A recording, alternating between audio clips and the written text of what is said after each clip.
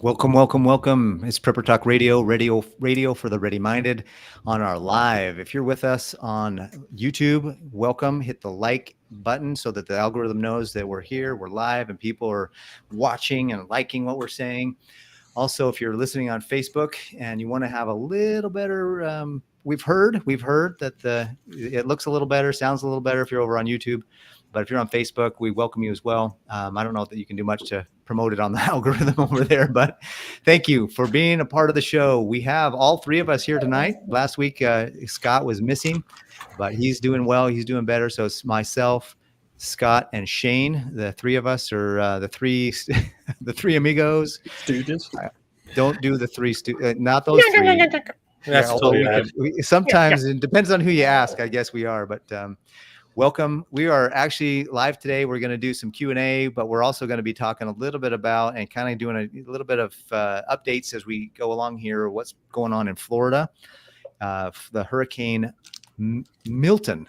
I was talking to a buddy of mine in California today, and he's like, "Where do they come up with these names? Like that's such a dorky name, Milton." I'm like, "Well, maybe somebody out there who's named Milton. If, you're awesome, probably, but this storm is not." And we just want to also remind everybody we're doing regular emails now, right, Scott? Regular weekly emails, preparedness tips and tricks. If you listened to the last, if you're live, you won't know the inside joke here, but if you listen to the last episode, you'll know that Scott corrected me. Anyways, those emails are going out. Please be on our list. If you want to get on our list and are not on our list yet, go to preppertalkradio.com, and under resources tab on the top, you'll see an opportunity for you to put in your name and email address and download the resources that are there. And that will put you on our list so that you're in our rotation and getting those emails every week. Please make sure if you need a first aid kit, go to amp-3.net and visit our friends there. They are American made, American owned, and we want to support American as much as we can. And we all need first aid kits, probably more than one. Get 15% off with Prepper Talk. And then this last episode, we talked a little bit about what's happened with lessons learned. And one of the lessons that we heard about and learned was the water was not very clean or pure. And so we highly recommend you pick up one of our H2Go purifiers. We did an episode with the inventor of the H2Go purifier a month or so ago. Pick one of those up. It's H2Go, H2Go, purifier.com. And enter code Prepper Talk to get $6 off. It's so worth it. Solar powered. You can create, Scott, you were saying they can create hand sanitizer. You can purify water, gallons and gallons of water, just from a very little device. And it can last, I think there's 5,000 to 10,000 gallons that you can purify with that thing before. 32,000 gallons. 32,000 gallons. So I was way off. That's plenty of gallons. Just a small little thing. Totally worth it. The value is absolutely there. Thanks for being on, everybody who's live. And let's jump into our live Q&A. Different questions have been thrown at us in the group, and or questions that we've had from friends and neighbors there's a lot of people right now asking questions. We actually had an influx into our group. So if you're in our Facebook group, you probably noticed we've had a lot of people join the group in the last several days, just because I think people are starting to wake up. So thank you for being here. Thanks for being on the live, and thanks for listening if you're listening later. All right, guys. Yeah. We have some questions. We want to first start about where Milton is, or we want to start some Q&A. I don't know if you guys noticed, but Milton, I've been praying like every day. Like, oh my gosh, please drop down. Because they're like, it's a category 5. It's going to be category 5 at landfall. 3 hours ago, it got dropped down to a category 3. That's huge. That's a big drop. That's massive change. But it's we're about an hour and a half from landfall. Shane, I think you had a it's like 20 minutes. 30 minutes. 30 minutes. Yeah, I'm just looking at. I follow the Ryan Hall Y'all YouTube channel. Only like 2.2 million subscribers. This guy is really good. I don't see a ticker right now, but the last ticker I saw was in like the 20-something minute range. So I checked out this around website 6:30. that talks about Hurricane Milton, and it looks like it's kind of shady. Not sure it's really trustworthy. It's FEMA.gov /disaster /current /Hurricane-Milton. I'd rather go with a personal resource, like you said, Ryan. Ryan Hall, y'all. There you go. Let me, Ryan you mind if I Hall, share my comma, screen real y'all. fast, guys? Yeah, no, go for it. So if you're on YouTube, I'm going to share my screen real quick. This is it's called windy.com, and it shows the wind. Oh, that's cool. Yeah. And that's what it looks like right now. That's pretty much the whole panhandle. Is it got some effect, and you can see the So eye of the storm, so to speak, is right this off live? Sarasota. Is this live right now? This is I think there's a little bit of a delay because I don't pay Okay. for the live, because there's a premium version where you can pay to get actual live, but I think it's delay. It's not too delayed. I think this is Wednesday the 9th. Says 5 p.m.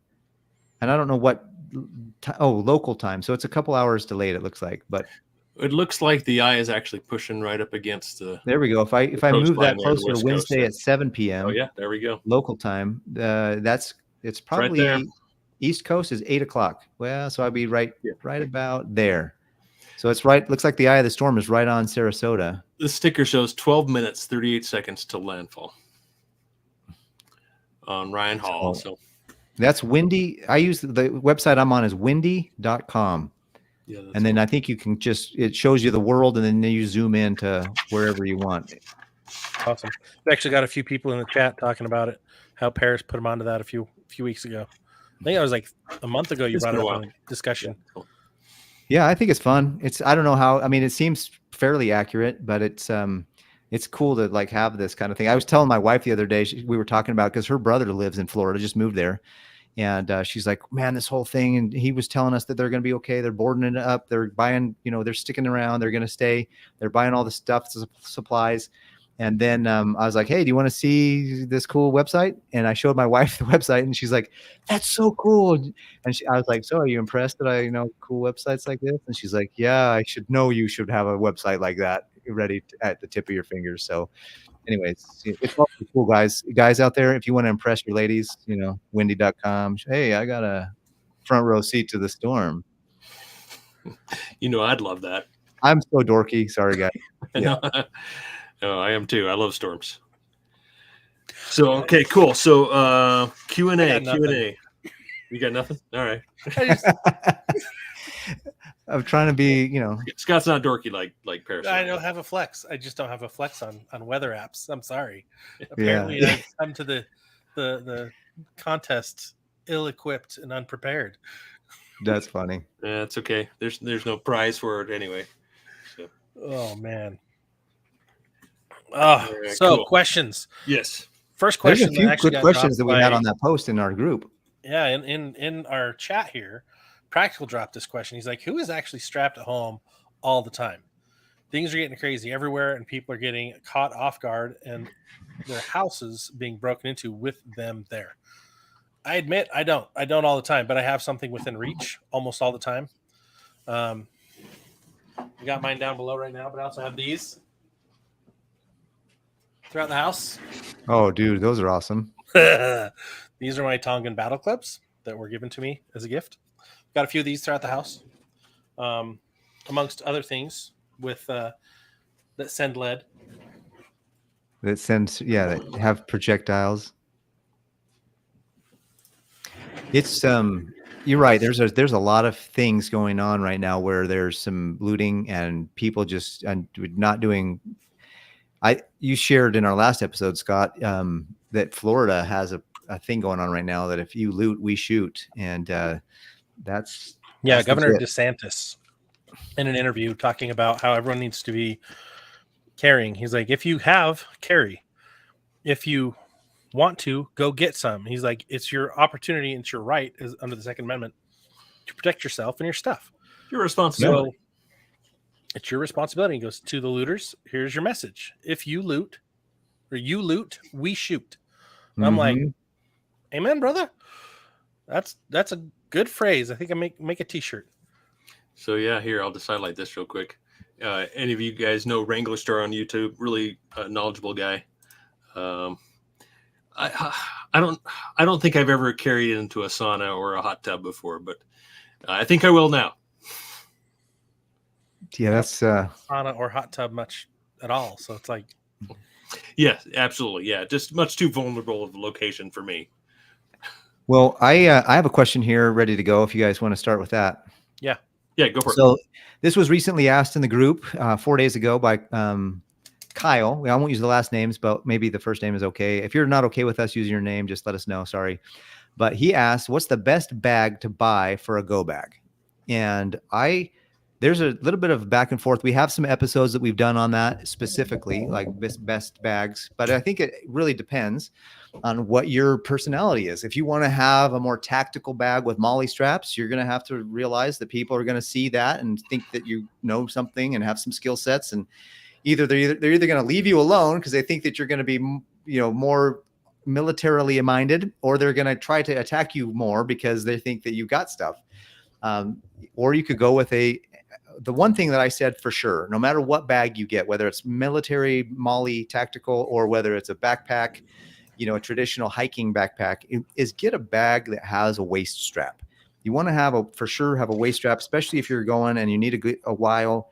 You don't want to have all that weight on your shoulders. That's going to cause a lot of pain over time, especially for people who've suffered like Scott with back issues. Having a waist strap is critical. So whether you go military tactical or backpacking, you want to have a good waist strap. What else, guys? A typical backpacking backpack like Scott's showing there, I think is perfectly appropriate. There are lots of different tactical bags that look tactical, and I think that's a problem. They shouldn't look tactical. You tend to stand out, and of course it depends on what you're doing, where you are.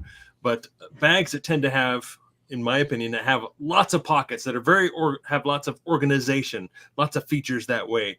They can be nice for organization, right? But they're a lot heavier because they just have a lot more material. I prefer just kind of like these backpacking bags. You've got one big sleeve, one big pouch, and maybe a few outside small pockets. But I prefer to have everything in smaller bags in the larger pouch. And, out of very sturdy material like Cordura, which a lot of these backpacks are obviously, some are built ultra light, very light. I wouldn't recommend something extremely light. It's got to be durable as to abrasions and cuts and scrapes as well. So I like Cordura, those types of heavy old school type materials. But typically military surplus backpacks are probably a good way to go as well. I got an ad for a grab and go bag on my Facebook feed, and I clicked on it and I was like, oh, that looks cool. And then I saw it was bright red. And I was like, what idiot survival company is making a grab and go bag that's bright red? Like, it's easy to see. You can't lose it, right? It's a safety color, right? It's bright red, bright orange. I guess. Yeah. Man, if I saw a bright red backpack coming down the hill, I'd be like, that guy's a target. Yeah, no, that's true. So that's why I showed my bags. Thank you, Rebecca, for this comment.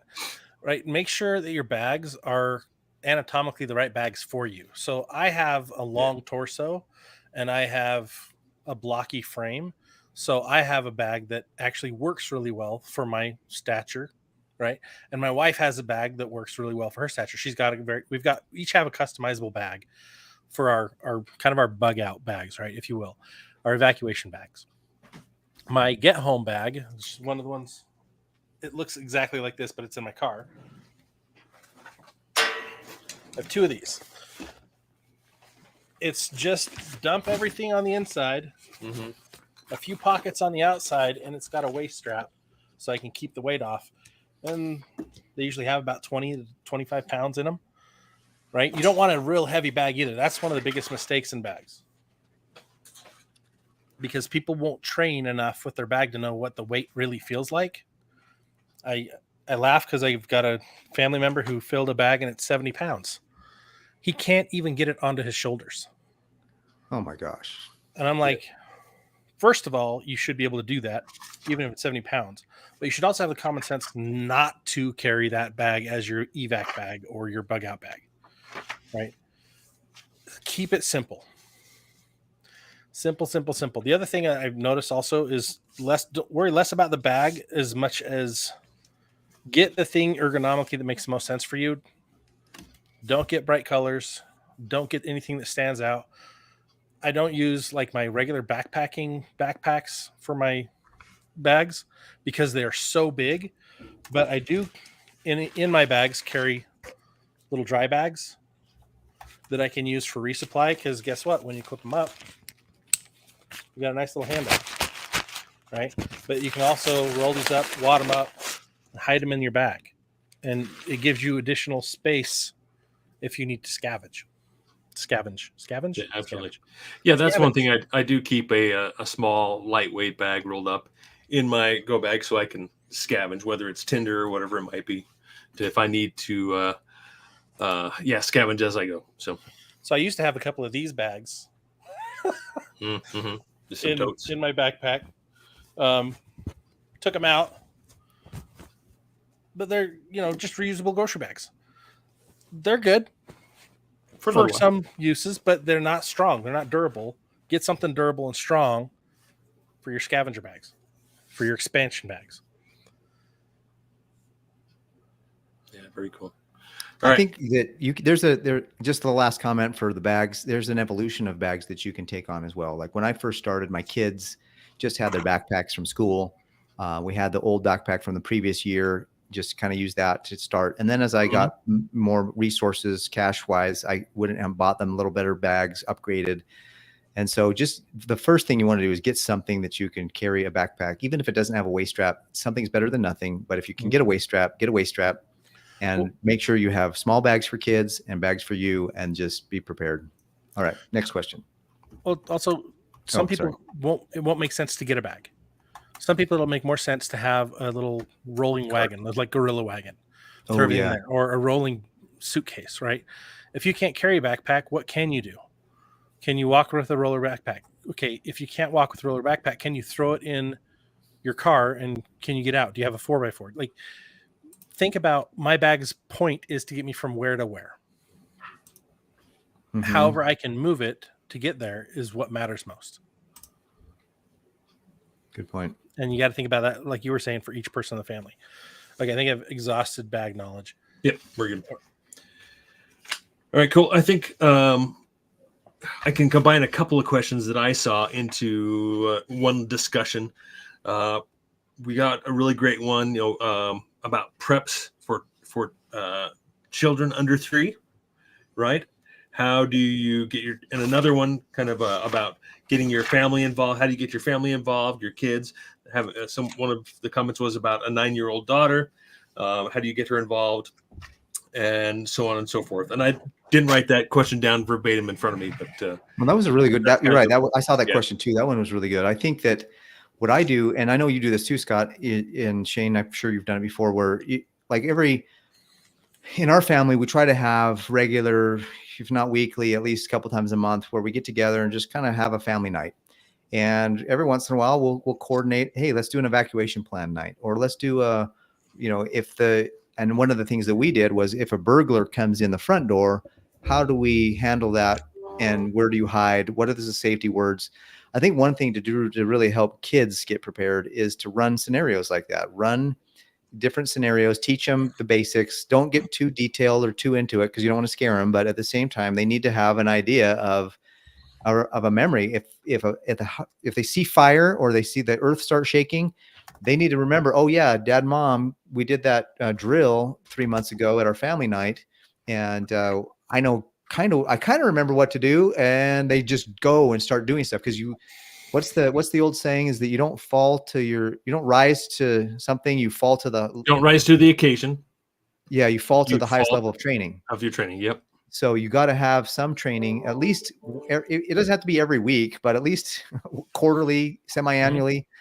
Get a regular, and then that reminds me, I haven't done it in about this year yet. I haven't done one for my kids this year. So we did it last year, but I haven't done it yet this year. And that reminds me, that's a good idea. But I think that's a really good way to get them involved. We also, every one of my kids knows where their bug out bag is. And so just having a conversation around how to use the pocket knife, how to start a fire. I've taught both of my, I only have 2 kids left at home, and we have a fire pit in the back. And so we practice that stuff. That's the most effective way to teach kids, is through doing. Yeah. No, go ahead, Scott. Well, I was going to share this post from Practical. That's really cool. Wanger and Swiss tech, they actually make some really cool stuff. There's a lot of really good stuff that come from the Swiss. Like, let me just say, there's a lot. For my kids, like for small kids, my youngest is 5. We're going for number 3. So he'll be a middle kid soon, but everything that keeps life for them as normal as possible. Right. So I don't pack MREs for them. Right. I pack cans of food, and that's heavy, but it's worth it to me. I have ravioli, and I have beefaroni, and I have a few and beans. My daughter will eat beans. I've got actually like bacon and beans. I've got cans of stuff, and they're all the pop top kind that I put in their bags. They won't eat a whole can at a time, but between the two of them, they will.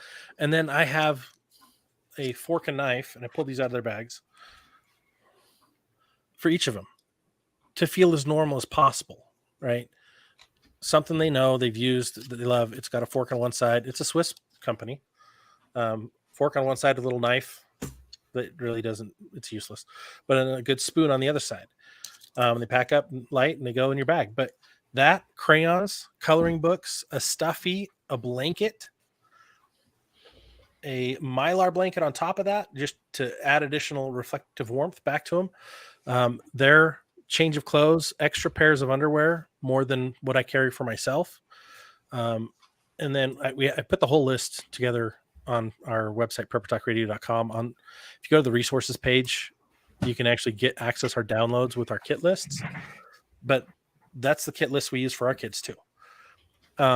Get things that they're used to. Like if they have special medications, extras go in their bag and extras go in your bag. Because if they lose their bag, your bag is the lifeline.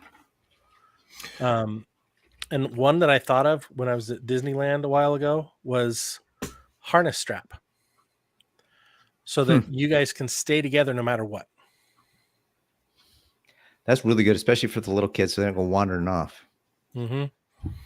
Yeah, in our house, our kids know how weird I am, so it's normal. It's completely normal for what we do, what I do. They know why we have the food storage room and why it's full of the different types of food, and they know we have a bug out location. We like to go spend time there. Everything we do is normal to them. They're not afraid of.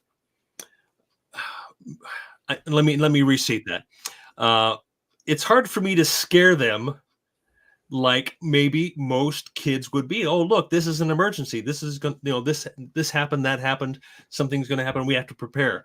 That may be scary for a lot of kids whose families aren't prepared, who don't make this part of a regular daily, weekly, monthly thing where a storm comes up and they're looking forward to it, like me, right? We talk about how much we love storms. I'd be sitting out watching this hurricane if I could. But make these things your activities normal. Like you say, Scott, my parents go out in the backyard, start fires, go camping, just do those types of normal things. And to me, those things are normal, right? And that's the way I grew up, and having food storage, having all these preps. And so it's not when the lights go out, we go, yay, we get to pull the preps out and practice. Right. So that's my advice for little kids is get them normalized to it. So back up a little bit on the canned foods. Like I'm getting hate in the chat. Well, I wouldn't say hate, criticism in it, but here's the reason why I do it for those listening who aren't able to see the chat. Yeah. Canned food's heavier. Prepped canned foods is heavier. It's got the water in it. Dehydrated or freeze-dried is much, much lighter. However, as soon as you add back in the water, it's the same weight. So if I'm carrying more water to reconstitute things, there's that, right? That issue. And I have to also wait for the time for it to rehydrate to be able to feed them. And it just doesn't taste the same or have the same consistency after it's been rehydrated. And with my son, with super picky, he is so like, and this is where it goes. Like you can hear a bunch of good information that might be perfect for normal scenarios, but if you know your kid and they won't, and you've tried and they won't, do what works for them. So, like my son, he's got some challenges, we'll just say challenges, and he likes things a certain way. He'll only eat 5 staple foods, and so I have to have those 5 staple foods ready to go in his kits, and so I've got to keep it that way. But yeah, all my stuff is pretty much dehydrated with the idea that I'm not even going to hydrate it. I'm going to eat it while I'm drinking water and just speed through it and not care as much, right? I've got mostly jerkies. I've got mostly dried fruits. That stuff lasts a long time. I don't have to rotate it as quickly. But yeah, great point. Thank you for bringing that up in the chat. But I also want to make sure that people that are listening heard the same response. That's why I'm saying it twice. Well, I think another important part is because we are prepared, and if something were to happen, I know I've said this before, is if a tree falls in the woods, it doesn't make a sound. If nobody's there to hear, it doesn't make a sound. So if there's an emergency and you're prepared for it, is there an actual emergency? So it's really, for me and my kids, it's about our attitude.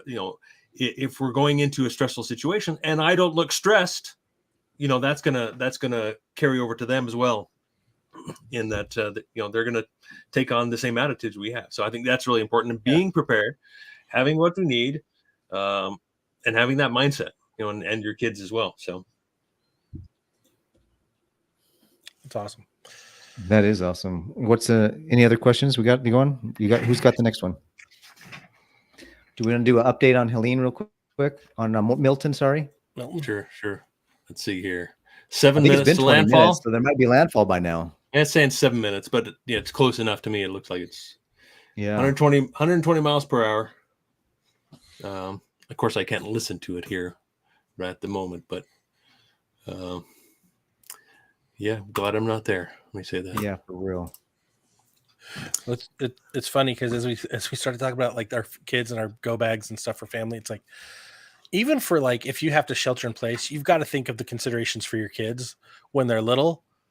Like it's completely different. Like Mike in the chat was like, yeah, my daughter's really good at being prepared. I think she's in college and nursing school, right? Her capabilities are far beyond. And I think about that, I'm like, man, that'd be so nice. I'm like, my 5-year-old, if he doesn't have his laptop or a Kindle or some kind of electronic device as an entertainment piece, we've got to have coloring books and a pad and pen and crayons and other stuff, right? It's easy to get stuff, but we've also been training him with board games, right? And safety with candles, safety with lanterns. And so it's like, yeah, there's so many different ways to rethink how to entertain and educate and keep kids going, right? We do story time every night with books so that they're always in book mode, so that if power goes out, we can still read a book by lamplight, right? They can have normalcy. I've got friends who they're like, you read books to your kids at night? And I'm like, I thought we were supposed to, like, to help them be smart. I'm like, let alone, I want my kids to have that normalcy, even in a grid down scenario, right? And even in an emergency scenario, have some kind of normalcy, have something, because routine is so valuable to them. Yeah. Routine. Like they're so good with it. And so we practice our fire drills at least twice a year. We practice our power out drill once a year. I haven't been able to get my wife to let me do twice, but turning the water off for a day to see how they react, right? We've done those things to help keeping it simple and routine so that they know what to do. Like in a earthquake scenario, they know I'm going to yell turtle and they're going to drop to the floor and assume the turtle position. They know what to do.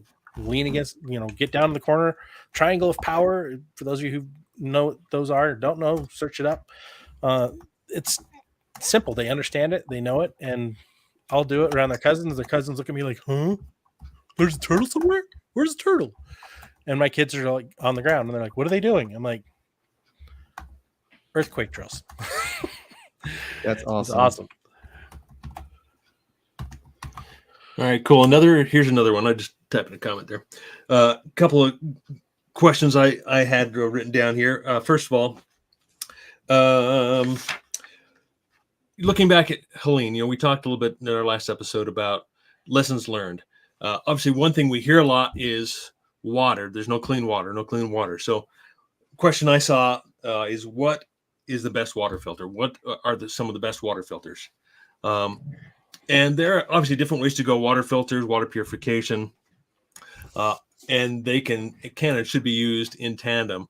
I prefer for quick, short emergencies to quickly get some water is a pump water filter, like a typical traditional backpacking water filter. I think that is my first option for water filtration. It can be it's in my go bag. I have one in my vehicle, and it's quick and it's easy. For longer term, gravity type water filters, but also water purification. Like Scott, you've got that H2Go there with you. This thing is really growing on me. I think I've got mine here too, but this thing is really growing on me. This basically makes chlorine out of salt and water, makes chlorine, and you can add it to any water obviously it's not going to filter out any impurities in it, but it will make it safe to drink. So there's a lot of different situations, conditions where you can purify water, you can filter water. If it's not clean enough to drink, there's a lot of different things. So the more options you have to purify and clean water, the better off you are. And there's first aid uses for this too, like wound care, hand sanitizer. You can use it for surface cleaning, medical waste. Like there's settings in there that you can do with it comes with a little book that shows you how to do everything, and what dosages to do. But it's pretty impressive. I think a good one, besides the H2Go Purifier, but a good one that and we don't have any affiliate with this one, but Sawyer has a really good handheld one you can throw in your backpack, and it does a lot. I think that one is closer to the 3,000 to 5,000 gallons that I was talking about earlier when I messed up. Well, and that's one that's inexpensive enough that you can get one for every one of your bags. Yeah, I think another one, everyone over one of your kids. Yeah, so totally on Amazon they have them. I think we may even have them on our Amazon store if you want to go click there, check that out and look there. But Katadyn, is that the name of it? Katadyn is another good handheld one. If you're going to get into the gravity ones, I don't know that. What's the one we have on my sink right now, Shane? What's that one called? Berkey. Berkey's amazing. I can't remember why I didn't forget about it, or why I forgot the name. But there's other probably because their filters they were banned for a little while, and there was a big bunch of drama going on. But just have good water filter. Those are some names I would say to do some research. And if you don't want to get a Berkey, at least look Berkey up and get the stats, and then go compare other water filters to some of those, because there's a lot of good ones out there now. But Berkey was kind of one of the OGs that kind of came up with the technology for purifying, and they're really good. So for what they do, they're taking heavy metals and such. Yeah, heavy metals. Activated charcoal filters pull the heavy metals. They're also good on a lot of the different chemical contaminants. Right, running through multiple activated charcoal filters removes a lot of the different types of chemical contaminants. Whereas a water purifier like this one, just a purification system is just going to kill the live bacteria.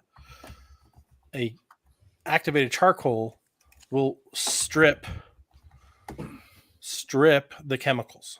Not all, but do your research and find out which ones work really well. But for backpacking, my Sawyer Mini is my go-to. And I've got the squeeze set. I just tossed it off the side of my desk. I don't know why I did that, but I've got MSR pumps. I've got Sawyer's. I've got Life Straws. I've got so many different things.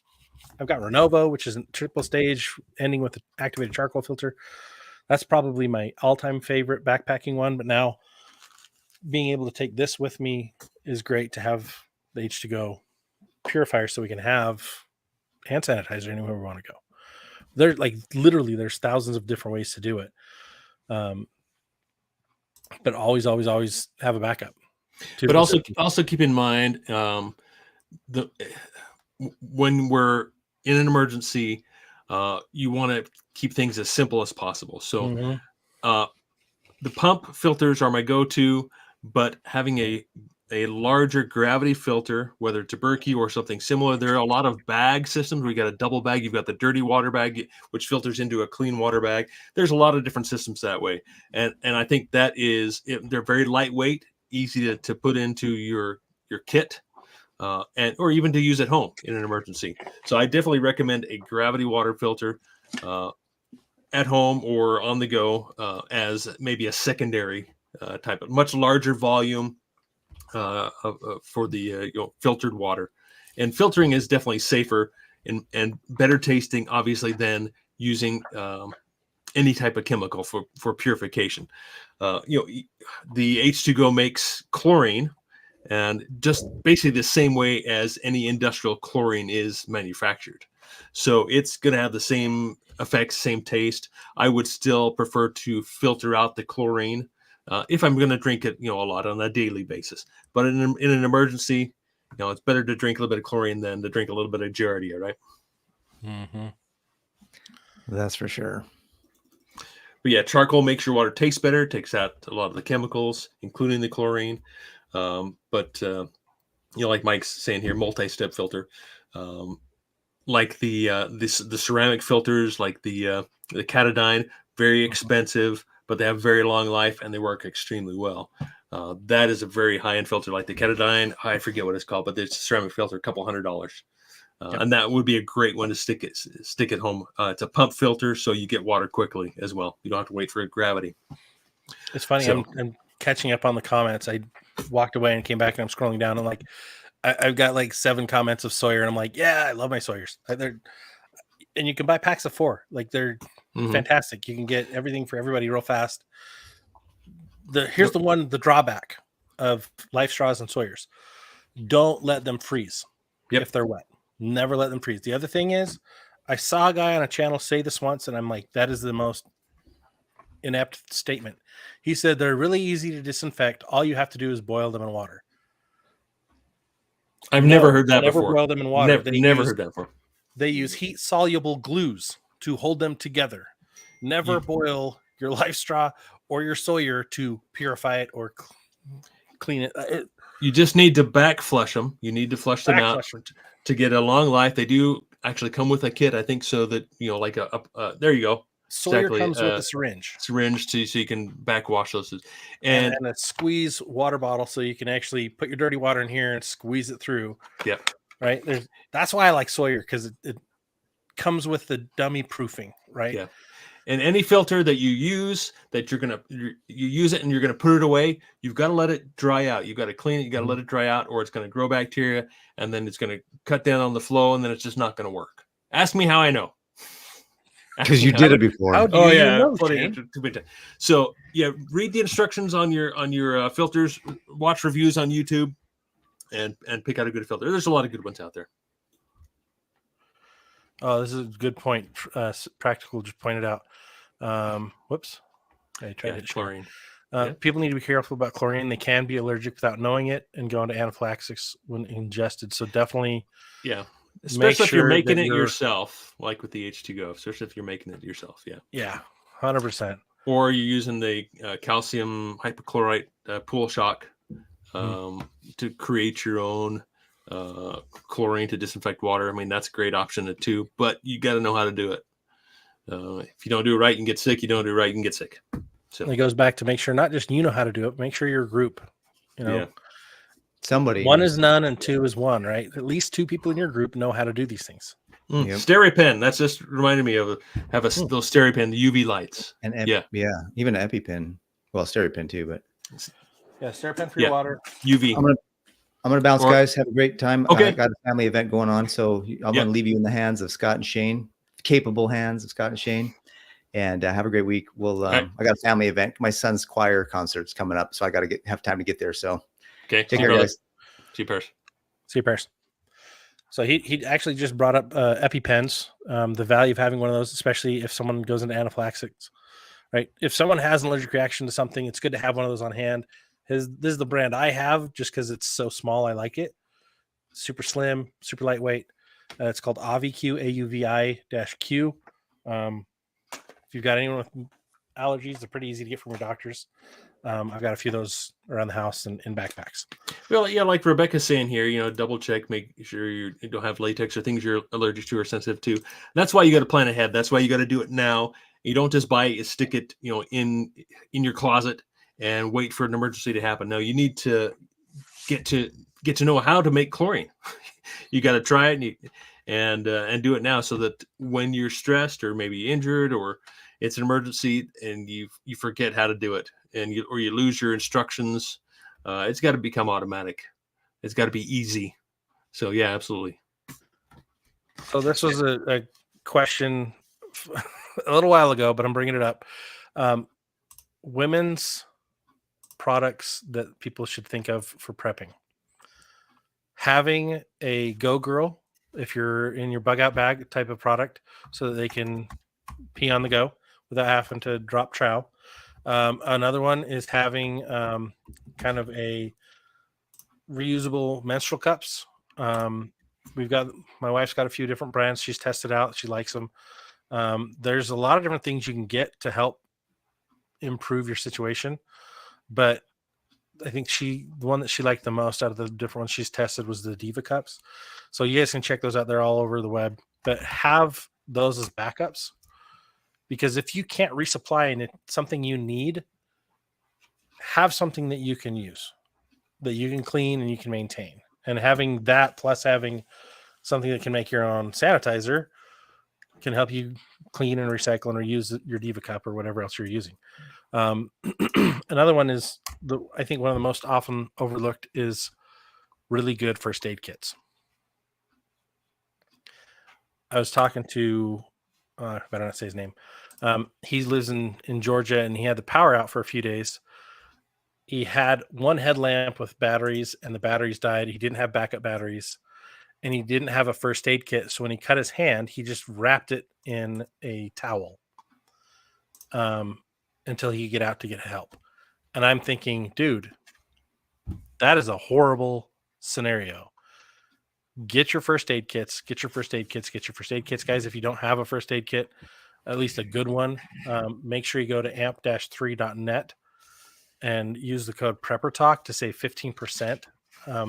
Having a good first aid kit and knowing how to use it, having any tools, right? Any of the tools you get and knowing how to use it. If you never opened the box to see what's in it and used them, you shouldn't have the box of stuff for the disaster, right?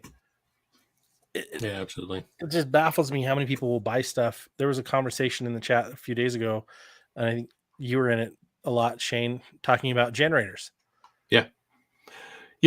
I was going to say that over on the Emergency Prep and Self-Reliance Facebook page, we talked a lot about a lot of these different questions, and people are giving us their input, and we're having really good discussions. So come over there. I know we're again short on time. Again, we have a lot more questions that we could go through, but a lot of these questions are over there on the Facebook page, Emergency Prep and Self-Reliance. If you're not a member, go ahead and click join, and I'll accept you into the group.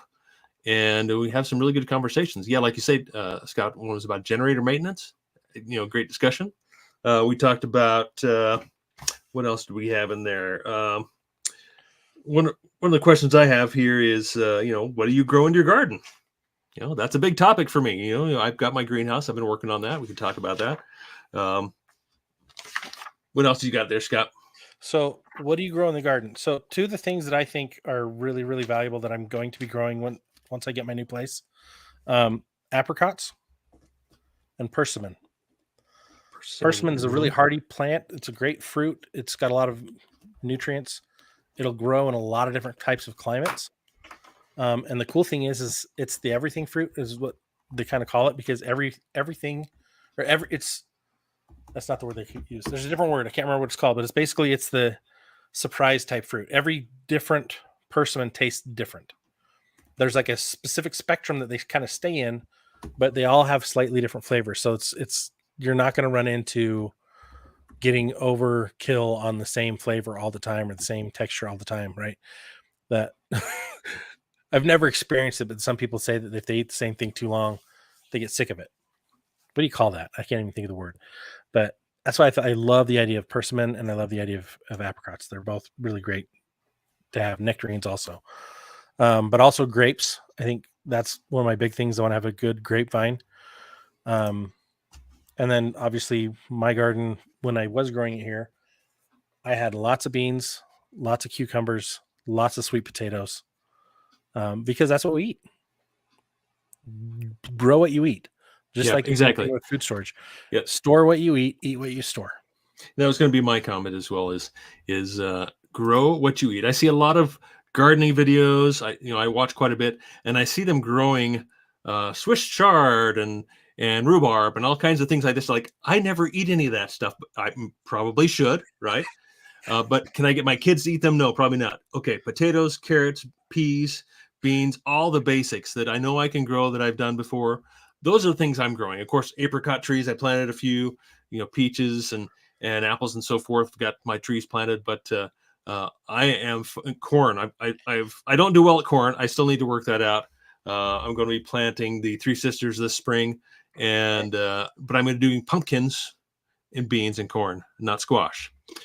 So those are the types of things that I am focusing on. Of course, tomatoes, raspberries, strawberries, the things we'll eat. And then I'll just branch out from there once I've got those things mastered.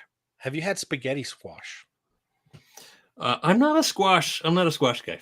All right. The reason I ask is because it is probably zucchini is the bordery tastiest of all the squashes. Okay. And you can put tons of marinara and hamburger on it, and it's delicious. It's good. I like it in just butter and salt. But if you put, actually, you could turn it into a spaghetti meal. And we ate that growing up all the time because it was cheaper than buying pasta. And it works great. But I tried to bury tacos and grow taco plants, but it never worked. Same with my ravioli for my kids. I'd like to get some money trees going. It just doesn't work. Yeah, best time to plant a fruit tree was 10 years ago, but second best time is today. Thank you, Trap Man. That is true wisdom. Another good thing if you've got on your property is to have, if you have nuts or avocado trees, those are pretty hardy. Nut trees are fantastic because they also bring in a lot of animals, and that can be another good source of protein on top of the nuts. But I know we're almost out of time. Any final questions you want to cover, Shane? No, nothing particular. Just I guess one last comment here, about gardening is, we talk a lot about, we talk sometimes, and I hear a lot of topics about storing and buying things to barter with. I personally don't do that. Kind of like what Rebecca said, I don't grow anything in my garden that me and my family won't eat. I do totally agree with that. I think it's best to say, okay, we're going to eat potatoes, so I'm going to grow a lot of potatoes. If I have enough to barter with, great. I'll barter with my potatoes. But if I'm going to buy something, I'm not going to go buy a bunch of alcohol or smokes because I don't use those, and I'm not going to stock them just so that I can barter with them. If there's someone I know that he has something I want, and I know he likes his whiskey or something, okay, yeah, maybe I'll stock up some alcohol for him so I can get what I need from that individual. But right now I don't have that particular circumstance. But just learning to grow the things that we eat has been a big enough struggle for me right now. I do peas very well. I don't do potatoes very well. I do raspberries pretty well. I'm getting pretty good on my strawberries, but I got long way to go. An awful long way to go. Wish I had some nut trees. You can plant, the better. Like the more annuals, absolutely. Exactly. Things that'll grow back year after year. Things you can just harvest. When it's perennials. Every year. Yeah, perennials that come back every year. Yeah, great stuff. Yeah, seasonal gardens are hard, and when you live in a place like we do, where you've got one short growing season, without a greenhouse, you can't grow much fruit. There's not much you can grow. Food preservation. We've talked a lot about that in the last couple of weeks. So that's a big thing for me as well. Yep. Hey guys, don't forget to go check out our friends over at survivalfrog.com. We don't have it. I've got some. I keep eating mine and I'm running out. I got to order some more. They have some of the best survival meats around. It's fully cooked in the can. It's good for over 25 years. Check them out and use the code PrepperTalk10. That's the number 10, not spelled out, the number 10. So PrepperTalk10. Our code did change over their website. So check that out. Show them some love. And guys, make sure you go register on preppertalkradio.com for the email list. We have a 50 weeks of preparedness email that goes out that will help you with different things. Stuff you've probably thought about, some stuff that you haven't thought about, and stuff that's a good reminder to rotate through your preparedness planning. So guys, we appreciate everyone that's been here, that's participating in the chat, that's been participating in the group and keeping us on our toes. One last thing is, if you're not on that email list, you're not going to see when we drop our merch, which is about to drop. We've got a bunch of shirt designs that have come out. We've got some hats. We've got some swag. But then also you can check out our book, which is in stock now at preppertalkradio.com. Ready Radius. Signed copies are available with free shipping right now while supplies last. So, final thoughts.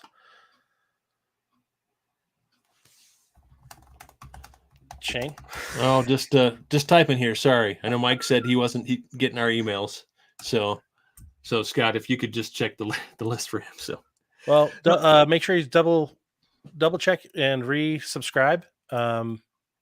Might be that you've changed your settings on your email, and if you resubscribe, it will start resending it back out to you.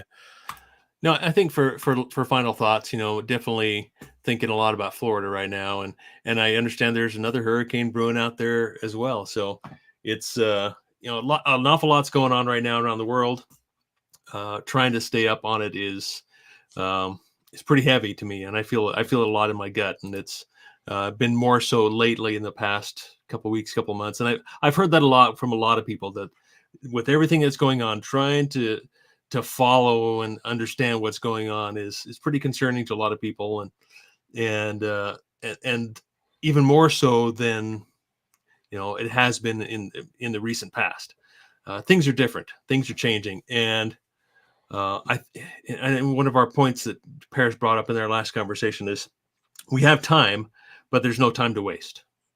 So that's probably the thought I'd leave you with, is that we talk about, I think about a lot about time, in that if you're in a hurry, slow down, but there's no time to waste. So make good choices, take the time to research and learn about where you want to go, what you want to get, what you need, but make good choices, but there's no time to waste, and probably no money to waste either, right? So there you go. Awesome. The wedding site. Utah Mike, I have no idea what you mean by the wedding site again. You probably meant website. Probably autocorrect. Website, preppertalkradio.com. That's preppertalkradio.com. If you're not getting emails, you can even just email us at preppertalkradio@gmail.com, and I can look into it.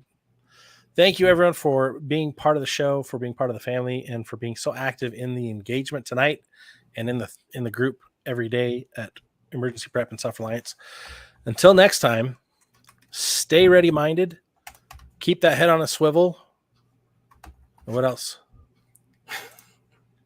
Keep your eyes open. Full. Keep your eyes open. Yeah, see you guys next week. Have a great night, guys. We'll catch you on the next live.